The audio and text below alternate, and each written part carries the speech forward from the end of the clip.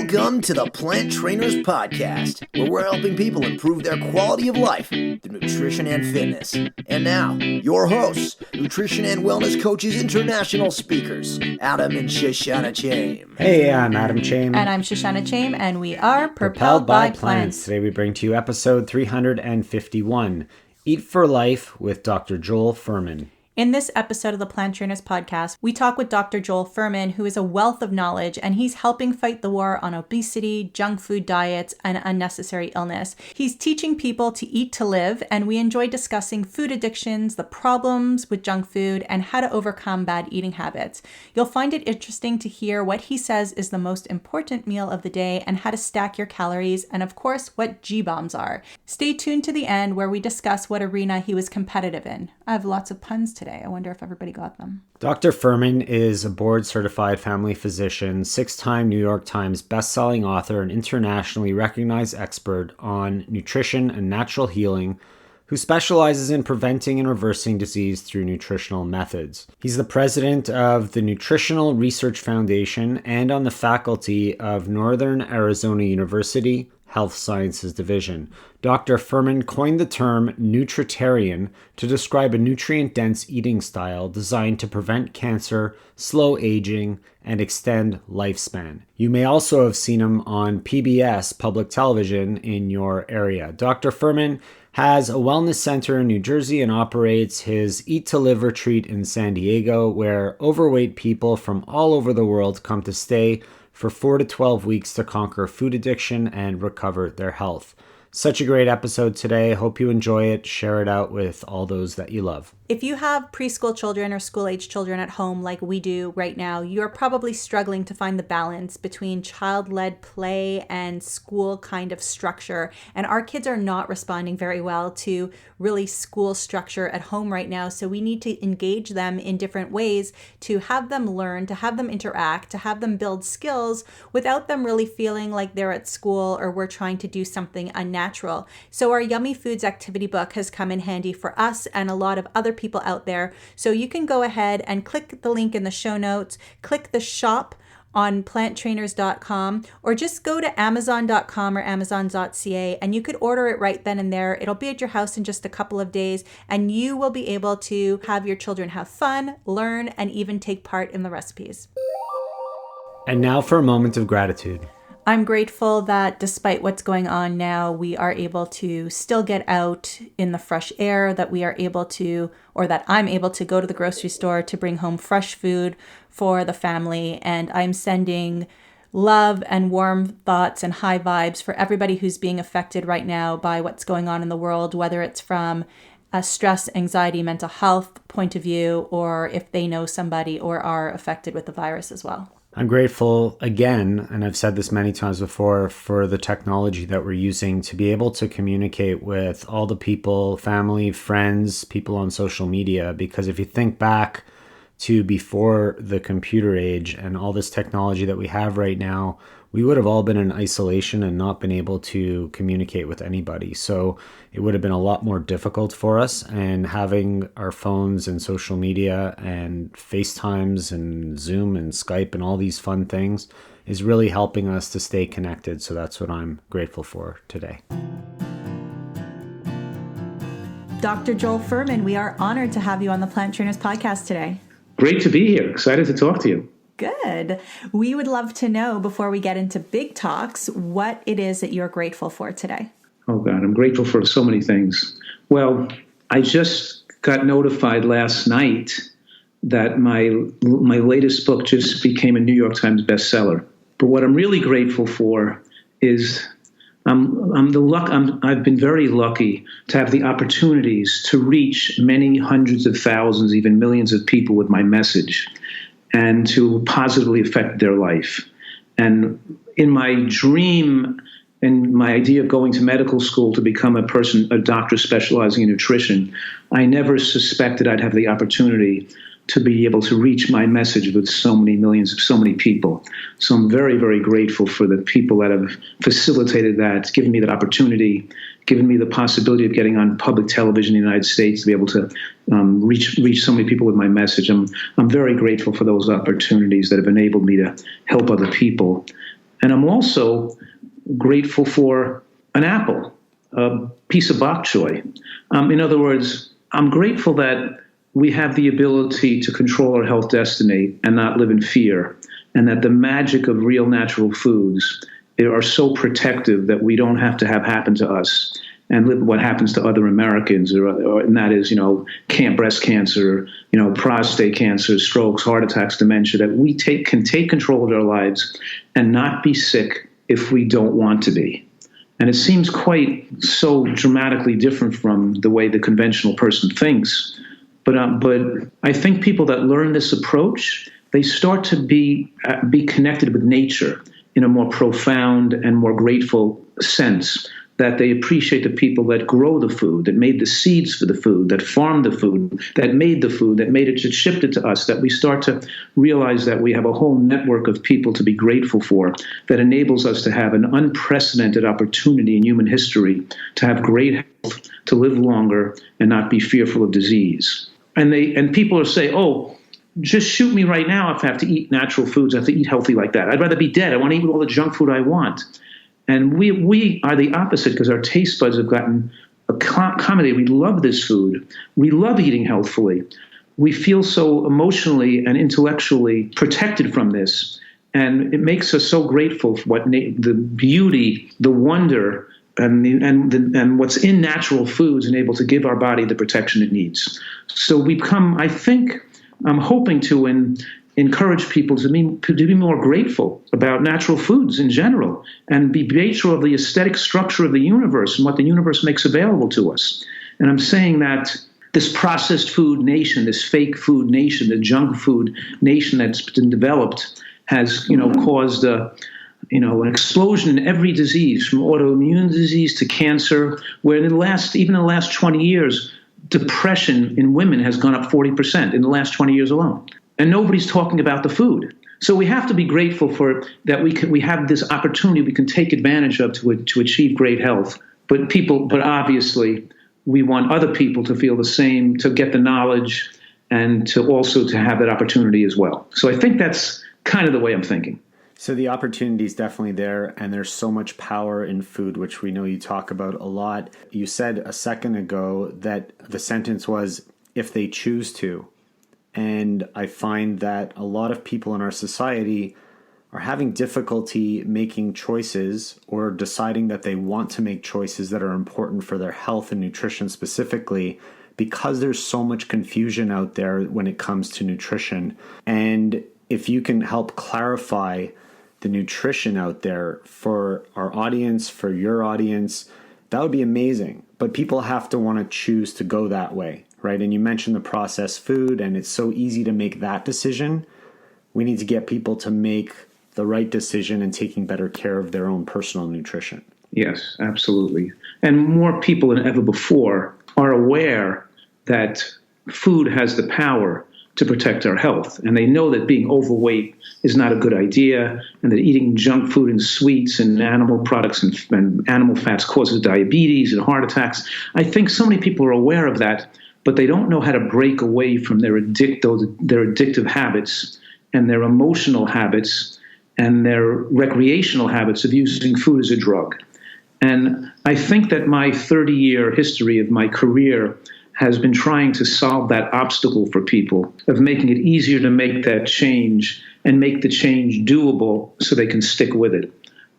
So what I'm saying right now is that part of it's what you're saying, that people gravitate to something they want to hear that perpetuates their desire to continue their addictive and illicit love affair with either junk food or animal products, whatever kind of crap they want to eat. They want to find some support for that, whether it's the cookie diet or the keto diet or the Atkins diet or the carnivore diet. They're looking for somebody to support them in their desire to continue their bad habits. But I think most people deep down realize that vegetables are the answer, and we have to eat more vegetables to live longer and have a better life. They don't think you're going to live longer with eating more meat. Obviously, I always say we've landed the man on the moon already. And what I mean by that is that we already know how to win the war on cancer. And the answer is vegetables. But people don't like that answer. They want a different answer. They want to be able to smoke 3 packs a day and not get lung cancer. They want to smoke 3 packs a day and take a pill to prevent lung cancer. They don't want to have to stop smoking. They want to keep eating the same diet that causes the problems. But what I'm saying right now is that what I'm trying to instill in people is that eating a diet for great health can be more tasty, more fun, more intellectually and emotionally stimulating, but also give you just as much pleasure with eating over time as you learn the recipes, as you retrain and strengthen your taste buds. There's no reason a person shouldn't adopt this way of eating. So I think it's just information, and the fact that people have the wrong information, and that's been my mission and passion, to be able to tell people you don't have to be sick, you don't have to have heart attacks and strokes, you don't have to have diabetes. And the same dietary portfolio that maximizes human lifespan is most effective therapeutically to reverse disease. You can reverse lupus and headaches and autoimmune disease and fibromyalgia. And, in other words, we can get people well using nutrition as medicine, using food as medicine. And that's always been my mission and message. So at least people have the right type of informed consent. They at least know they have the option to getting well, and they know they have the option to not having happen to them what happens to people in their neighborhoods all around them. Is the information enough, though? Just knowing it before something bad happens to people, or just knowing it but people not knowing how to do it? Is that enough to motivate people to really get on board? There's so many obstacles to change, and we know how powerful food addiction is, especially sugar, salt, and oil, especially sweets. And people are addicted to their foods. My work I've written numerous books that go into detail about this subject, published scientific studies on how to resolve food addiction. And I'm insistent and persistent on explaining that exposure to the broad spectrum of micronutrients, and especially the phytochemicals and antioxidants in a wide variety of colorful plants, it helps lessen your desire to overeat calories. And so what I'm saying right now is that it's very hard to get rid of a person's food addiction unless we get them to start to eating healthfully and start to get them well nourished. So what I'm teaching people why they've failed diets in the past, why they have that calorie-consuming monster inside of them, and why it's so difficult for them to maintain a healthy diet because of the habits they've developed. So yes, I think that the right education and information makes it possible for people to do this on their own and to learn the information to make it easier for them to make those changes. But some people need more help. Some people need more support, need more professional help and support. And, I have food addiction counselors in my medical practice, and we have people that work with people all across the country by phone. I have a retreat in San Diego where people come in for 30 to 90 days. Most people stay 2 or 3 months because they have significant medical conditions, or they're overweight, and they know they're addicted to food, or they know they have trouble sticking with the diet, and they come in there because it's forced abstinence. And it takes a while to be away from the cocaine, to be away from the cigarettes, the tobacco, the caffeine, the sugar, the salt, the oils, the fried foods. You have to be separated to lose your craving for them.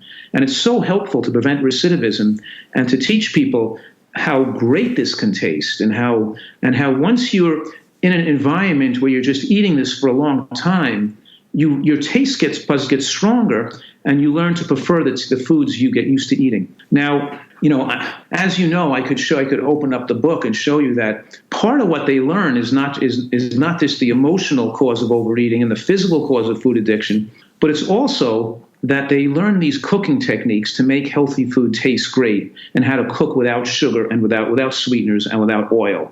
And that makes the whole, once they can make, onion rings, crispy onion rings that's made with almond flour that's baked, instead of putting fried onions on a pan, or once they can make a, delicious sauce for an Oriental or a Thai vegetable dish, that's made with, hemp seeds and lemongrass paste and curry powder and dates and hemp, once you can give them the way to get flavor and great taste and make great recipes, it really helps people too. So there's so many different aspects that people have to learn to be able to be successful in this if they're food addicts and if they have had trouble in the past making these changes. But of course, you guys know some people are just so confused about what's right that they're not even to the point where we're trying to change them. They don't even think they should be changed. That's also another issue, Or the information that they have to change is that they've gone from a full-fat yogurt to a low-fat yogurt, not realizing that they're still getting the dairy, they're still getting the casein, they're still getting everything with that, and now they have higher levels of sugar for what they're eating from natural sugar from the milk as well. So people are happy about their choices, and I give them all the power for making that choice to change what they're eating. Just the information that they were given was wrong, and now they're making choices that are equally as bad for them when they could have made one that was much better. Right. So that's what I've been doing over the last couple of decades. The last few decades, is screaming this from the rooftops. My niche is to give people what's ideal, the pinnacle of nutritional excellence. It's not to water it down to make it more broadly acceptable to the masses. Because when you do that, you make it less effective, not just less effective for weight loss, but less effective at reversing disease. So you sell out that person with diabetes who wanted to get rid of their type 2 diabetes completely, who wanted the person with rheumatoid arthritis who could have made a complete recovery, that person with lupus who could go into renal failure and need a kidney transplant. But by giving them this program of where I'm not watering it down to make it more broadly acceptable, giving them was absolutely the most lifespan promoting, longevity promoting program. It may not penetrate society as much, but people who really want to adopt it and really want to take this information, at least we know they're going to get maximum benefit and their potential is not going to be taken away from them to get well. So for people that partake in fast food or fried foods or even processed foods quite often or even once a week when they go out, how detrimental is that really for their health? What's happening there when they're eating these fried foods? Well, as you cook oil at a high temperature, you form rancid carcinogenic compounds. I mean, just to give you an example, even 2 servings of commercial baked goods or fast food a week doubles the lifetime risk of developing depression. Just 1 serving of commercial French fries a week has been shown to increase women's risk of developing breast cancer by 26%. That's 1 serving of commercial French fries per week. We're saying that even the moderate use of these foods is dangerous. People who work in movie theaters to sell commercial popcorn, where they heat this artificial popcorn oil, even just inhaling the fumes can create lung disease and increase the risk of developing infection and serious lung damage. We're saying that even people who work in fast food restaurants who don't even eat the food are at danger just because the smoke coming off the fryers is so dangerous even to breathe in. If you're suggesting that even the moderate consumption of these foods is dangerous, you're correct. Even the moderate consumption of these foods are dangerous. You can't be, and it's very hard to be a moderate cocaine user or a moderate smoker. Because the minute you start smoking and snorting, and the minute you start eating commercial baked goods and fried foods, you want more of them. And then you're in a constant battle with how much of them you should eat. Because 1 serving a week they always say 1 is not, you can't just eat 1. And the more you stimulate the brain with dopamine, with these concentrated calories and the rush of calories in the bloodstream with fried foods and sugar and sweets, the more it makes you dopamine insensitive, and now you're desirous of more calories and more brain stimulation, to the point where you require brain stimulation and you require overeating and regular consumption of concentrated calories just because you got into the habit of eating those foods. So what about those people that have moved away from eating animal products, but now are taking in those processed, simulated foods like the fake meat burgers? I don't want to name any names, but those, the alternative products to the animal products. It's still processed, but is it better than eating the animal products, or is it the same? Probably about the same, because we look at studies, and when people cut back their animal product intake, well, we do know that one of the problems in the scientific literature over the last decade was that as people lowered the animal products in their diet and ate more carbohydrates, they did not get extension in lifespan or reduction in cardiovascular disease, because the carbohydrates they were choosing to put back in the diet were processed high glycemic carbohydrate, predominantly white rice and white flour products, and sweeteners. So when people were saying right now is that high glycemic and processed carbohydrate foods are just as dangerous as the high protein, no fiber, no phytochemical, no antioxidant animal products. So they're both dangerous. So it's hard to, and they can make, let's say, eggs look good by comparing it to people who are eating sweets, even though eggs are bad. Or they can make olive oil look good compared to eating butter, but it's still not as good as eating nuts and seeds. So you have to really have a broad view of all the scientific literature out there to be able to understand this, what the data shows. So what I'm saying right now is that when we're eating hamburgers, even vegan hamburgers made out of processed foods on a white bread bun, you're not going to see dramatic benefits in lowering cancer rates, and you're probably not going to see significant differences in lifespan compared to people eating animal products and a vegetable. So because eating a burger, so it's not just about being vegan or plant-based, it's about actually eating more high-nutrient plant foods, meaning vegetables. And I have this acronym, GBOMS, which stands for GBOMS, GBOMBS. Greens, beans, onions, mushrooms, berries, and seeds, because I want people to keep saying that over and over again, greens, beans, onions, mushrooms, berries, and seeds, because I want them to develop their dietary portfolio to include foods that have proven anti-cancer effects and proven effects on stabilizing the immune system and the cell structure. So what I'm saying right now is it's not good enough to just eat a diet with rice and potato or bread. And I'm saying it's also dangerous to your immune system to eat white flour and to eat white rice and fried foods. So and those are vegan foods. We go to these vegan restaurants, a lot of junk food in vegan restaurants too.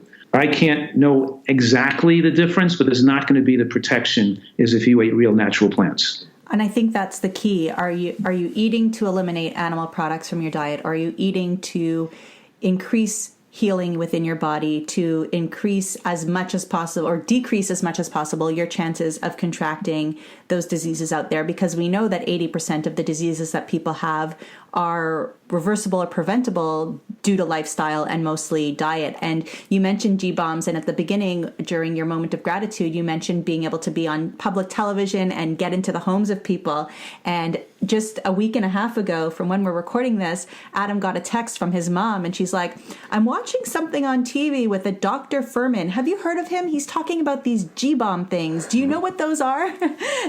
So, you're not just getting into the homes in the United States, you're getting into the homes in Canada too. And people are listening and people are listening. And I think that the more that they hear it, the more choices they're going to make. And I always say, I say, eat a bunch of vegetables, steamed or whatever, before dinner. And people say, well, if I eat before dinner, I'll ruin my appetite. And I'm like, well, that's kind of the point. If you eat before dinner and ruin your appetite, you'll only have room for the important things, and you won't be craving all those rich foods that you're going to go running for. So fill yourself up on what's good, and that's, the GBOMs are what you need to be filling up on. Right. So that's consistent with my teachings, because I tell people that lunch is the most important meal of the day, and people should eat a big hearty lunch and getting a lot of these longevity promoting foods into the lunch. I want them to eat a big bowl of salad with a lot of chopped greens in there, with, of course, onion or scallion and something cruciferous. And I want the dressing for the salad to be one of those dressings made with nuts and seeds, not with oil, because they have completely different biological effects. And then they can have a stew or a chili or a vegetable bean soup with that, and a piece of fruit for dessert. I want dinner to be lighter and earlier, but I want that big healthy lunch. And that's the thing. Once you have that big giant salad and the vegetable bean soup, and you can't really eat, and then lunch you're out of the house and you're not tempted to eat other things. So if we can get the whole society eating a substantial, healthy amount of food for lunch, it stabilizes them through the whole afternoon. They're not going to want to crave and eat junk food, and it could be the foundation of the changes they're going to make in their future. So it's very good to get people to start out eating a lot of vegetables to start out each meal, but particularly lunchtime. Just wanted to pop in here and remind you about our Easy Recipes for Busy Parents e-cookbook, where we help you to really get meals done for a whole week. Make sure that we overlap ingredients so that you don't have to go out buying a crazy amount of ingredients that you're never going to use again. And the recipes are pretty simple, and children aren't scared of them when they're trying them out for the first time. So if you want to get that, you could click the link in the show notes or pop over to planttrainers.com/shop and check out our Easy Recipe for Busy Parents cookbook. And now back to the show. So you're mentioning lunch and dinner. Now I'm curious about breakfast. Does that even happen, or do you not encourage people to eat until lunch? Or is there a difference between eating smaller meals throughout the day? What do you think of that? There's a definite advantage to stacking your calories earlier in the day and not eating late at night. Let me just say the most important answer to your question is don't eat late at night so you go to bed on a full stomach. That's the most important thing, is finish dinner earlier, 3 to 5 hours before you go to bed. And if you do eat dinner, don't make it a heavy meal, because you don't want food digesting and regurgitating and moving in your stomach when you're sleeping at night. What we're talking about right now is that the timing of the meals, that it's true when you have over a 13-hour, 14-hour window between the end of dinner and the start of breakfast, it has longevity-promoting effects. It's better to eat less frequently, not more frequently. In the WHEEL study, the Women's Healthy Eating and Living study, women who had greater than the 13-hour window had a 36% decreased chance of getting breast cancer in that study, for example. And that study also showed the vegetables and fruit were better than vegetables alone.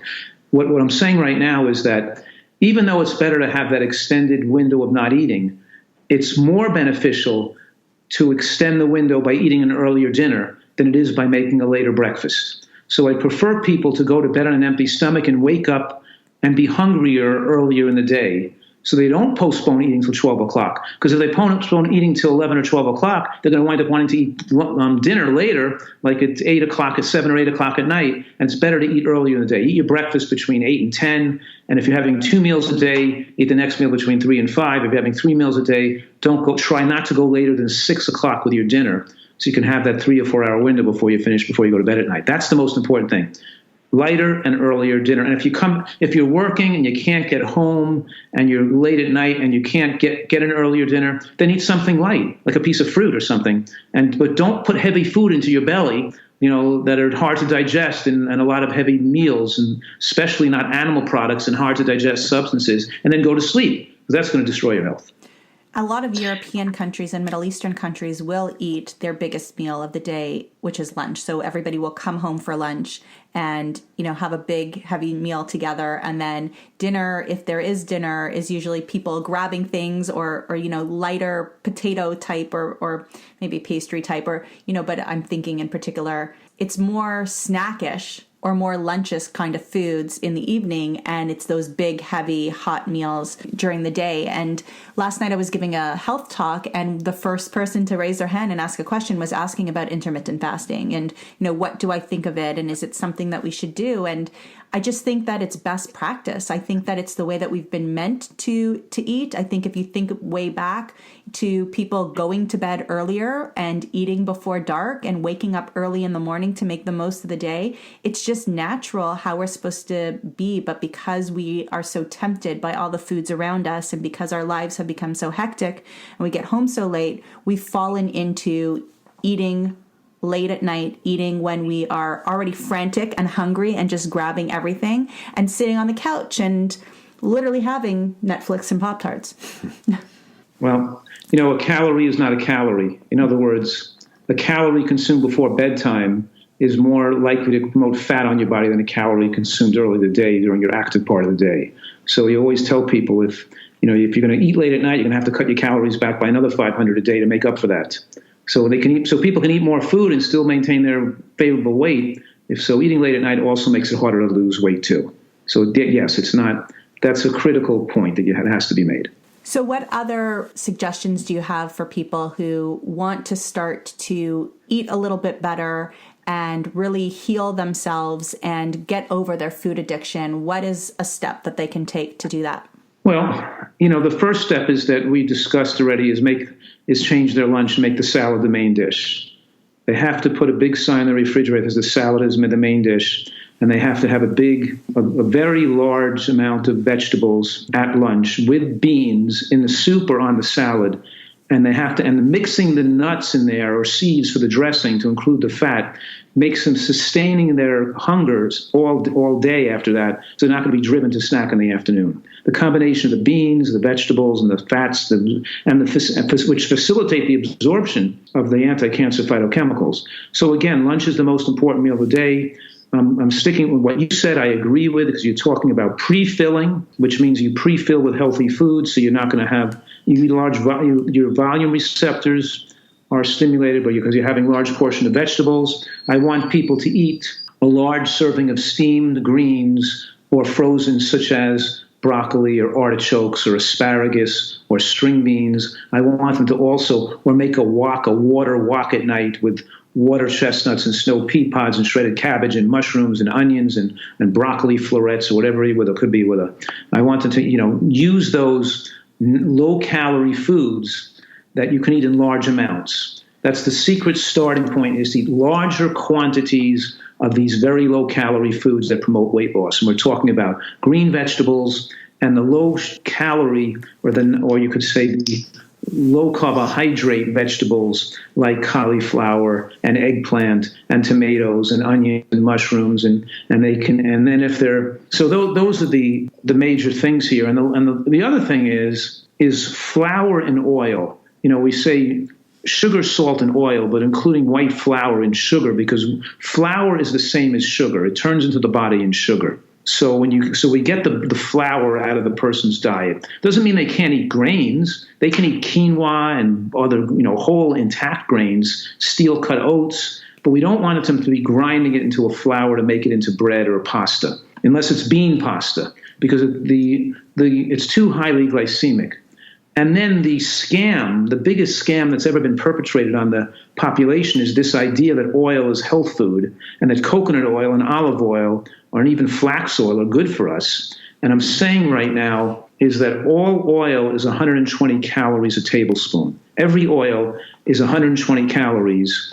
And we have a population that works at a desk all day. They're not physical laborers. They're not professional athletes. And they're not working behind an ox with an iron plow 8 hours a day. They're not going to burn off 500 calories of oil a day. You can't put an extra 500 calories of oil on your food and expect not to be overweight. What I'm saying right now is that oil is so fattening, it goes from the lips to the hips in 5 minutes flat. It's absorbed so rapidly, the body stores it as fat immediately. Whereas the same amount of calories from nuts and seeds would have been burned for energy, not stored as fat, because it's absorbed so slowly, and because all the calories are not biologically accessible. They pass through into the toilet bowl, because the sterols and stanols, the type of fibers in nuts and seeds, bind fat and carry it out of your body and make it not all absorbable. But we're talking about the rapid influx of calories into the bloodstream when we put oil on our food. And because we've been brainwashed with this idea of the Mediterranean diet and to think oil is healthy, when we take a concentrated fat like that right into the bloodstream, it stops lipolysis. It stops the breakdown of fat, and then people are not going to lose weight that day. And what I'm saying right now, I'm saying olive oil is a contributor to breast cancer. That oil causes cancer because it keeps people fat. And fat on the body is cancer-causing tissue.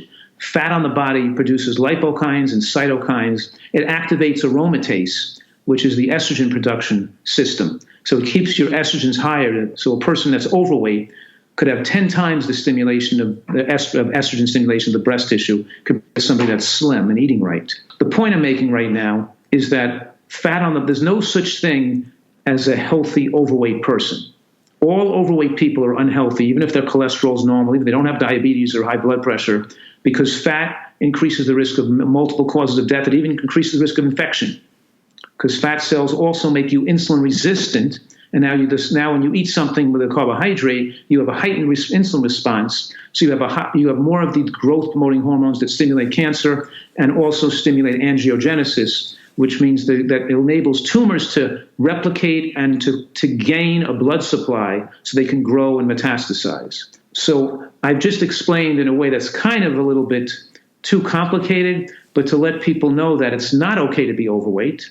You can't be healthy and overweight. And if you're pouring oil over your food, you're not going to be able to lose weight. I think that is very clear. Just because your test results are coming back clean, it doesn't mean that your body is going to protect yourself against all of these diseases when you are overweight. I have a question. You're talking a lot about nuts. Are all nuts created equal? No, nuts are not all created equal. Walnuts are probably the king of all nuts. The walnuts have more omega-3. They've been shown to have even anti-cancer benefits.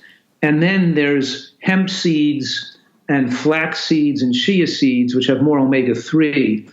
So, and also chia and flax have more lignans that have anti-breast cancer and prostate cancer effects. So I'm trying for, like when I have a recipe that has cashews in it, I usually take half the cashews out and just use half the cashews in the recipe, and the other half I'll put hemp seeds in. I'm always trying to modulate the recipe by removing some of the nut and putting some of the higher omega-3 seed to take its place, because hemp seeds taste so mild and they suck up the flavor of the other nut anyway. So that, and then Brazil nuts could have too much selenium in them, and we don't want people eating too much Brazil nuts because you would overdose on selenium. So you just mentioned before about frozen vegetables, and I just wanted to know if there's a difference, better or worse or the same, having fresh versus frozen, because that's a question we get quite often. They're both excellent, and frozen may have some advantages and some disadvantages because but for example, frozen broccoli, it's only blanched for about 60 seconds. So you still have some myrosinase activity in it.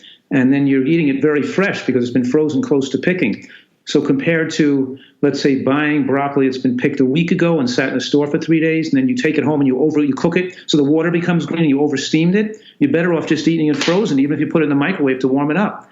And frozen foods enables us to eat things like wild blueberries all year round that we wouldn't have access to. And berries are very expensive to buy fresh. So frozen fruit definitely increases the nutritional variety and our exposure to beneficial plant compounds. But it's still good to chew some raw vegetables in your mouth and there's some benefits to eating salads. And so I want people to get a variety, and frozen certainly can be part of that variety. And then I'll follow that up with organic versus conventional. Well, I, of course, consume and advocate organic food, but I'm also keeping in mind that when I buy wild blueberries, like Wyman brands of wild blueberries, they don't have to be organic because they can't call them organic because they use some fungicide on the plants when they're young, so the plants are healthier, but they don't use any sprays on the berry themselves, and there's no chemical residue on the berry. So even though I'm overall recommending organic, there are certain foods that we can eat, especially when frozen, because when a fresh berry has to be organic because they use fungicides on the berries to give them a longer shelf life. But when you buy a berry frozen, they're not putting fungicides, so the frozen food has much less pesticide residue on it to begin with than fresh. So it's more important to get your fresh stuff organic. You follow me? Yes. Yeah, that's super important, yeah. Is this something that people can expect to read in your new #1 best-selling book, Eat for Life, the Breakthrough Nutrient-Rich Program for Longevity, Disease Reversal, and Sustained Weight Loss? Well, thank you. Yeah, I have the book right here. It's pretty exciting. Yeah. It's exciting because it's my last book I'm writing. I wrote 12 books, and I've kind of wanted to have, all my really most important information, all the recent science, more than probably 2,000 medical references, but also I was able to put together, diet plans and menus for people with diabetes, with heart disease, with autoimmune disease, with cancer.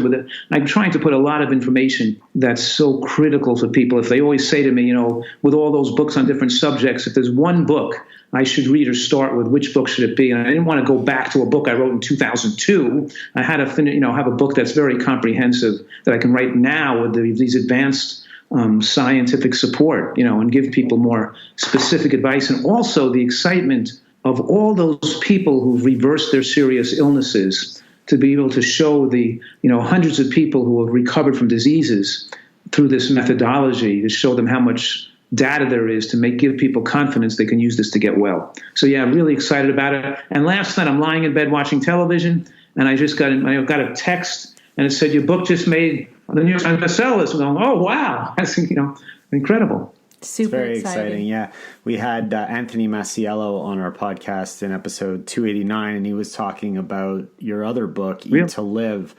And so we just thought I'd mention that. We'll link to both of those books. It does come up a lot. Eat to Live is like a Bible to so many people and has changed so many lives and made a big impact.